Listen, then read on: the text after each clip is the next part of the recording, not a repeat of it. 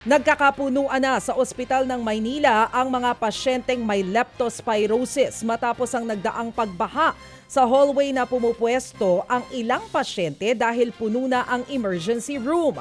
Ang iba, hindi na kayang mabigyan ng hospital bed kaya nagtsatsaga na muna sa wheelchair.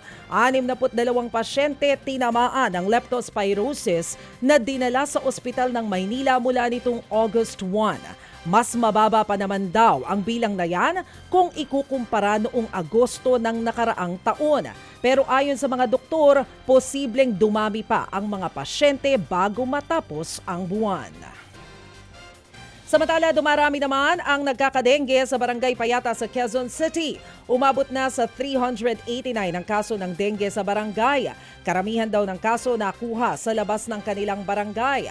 Ayon naman sa QC Epidemiology Disease Surveillance and QC Health Department, mas mababa ang naitalang dengue cases sa lungsod ngayong taon.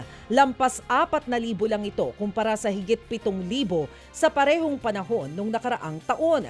Tiniyak naman ng mga ospital na tuloy-tuloy ang kanilang hakbang para mapababa ang tinatamaan ng dengue sa kanilang lugar.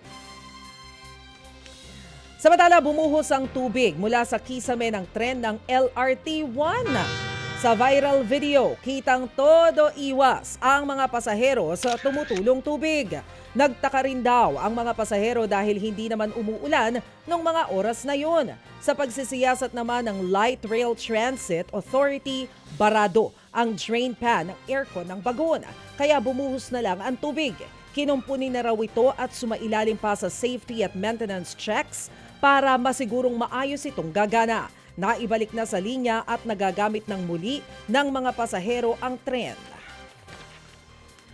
Mga kapatid, patuloy po kayong tumutok sa 105.9 True FM para sa totoong balita, impormasyon, music and entertainment. Mag-subscribe sa aming YouTube channel at podcast at sundan nyo kami sa Facebook, Instagram, X at TikTok sa True Network PH. Bisitahin din po ang aming official website, truefm.ph.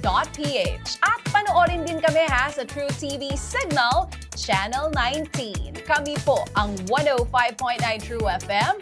Laging true sa'yo, kapatid.